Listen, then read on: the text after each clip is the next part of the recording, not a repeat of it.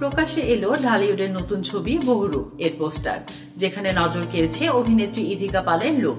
অবাক করা বিষয় হলো এই ছবিতে 7টি রূপে 7টি চরিত্রে দর্শক দেখতে পাবেন ইধিকাকে। সিনেমায় নায়িকার বিপরীতে থাকছেন সোহম চক্রবর্তী। এই কাজ সম্পর্কে ইধিকা বলেছেন, এই ছবি আমার কাছে অন্যরকম একটা ছবি। আমি এরকম কাজ এখনো করিনি। আমি সবসময় চাই এমন চরিত্রে অভিনয় করতে যাতে দর্শকের আগ্রহ বেশি থাকে।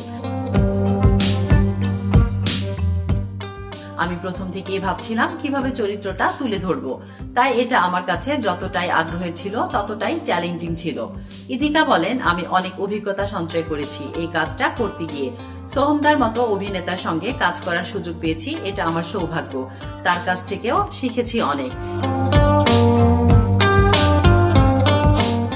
এই ছবির পরিচালকও নতুন, কিন্তু তা তার কাজে প্রকাশ পায়নি, বরং অভিজ্ঞ মনে হয় কাজের প্রতি তার নিষ্ঠা দেখে। আমরা সবাই কাজটা নিয়ে খুব এক্সাইটেড ছিলাম। এক্সপেরিমেন্টাল কাজ করেছি ছবির পুরো টিম, বাকিটা এবার দর্শক বলবে। ছোট পর্দায় কাজ দিয়ে চলচ্চিত্রের ক্যারিয়ার শুরু করেন ইধিকা। কয়েকটি ধারাবাহিকের পরেই সোজাসুজি কাজ করার সুযোগ পান বড় পর্দায়।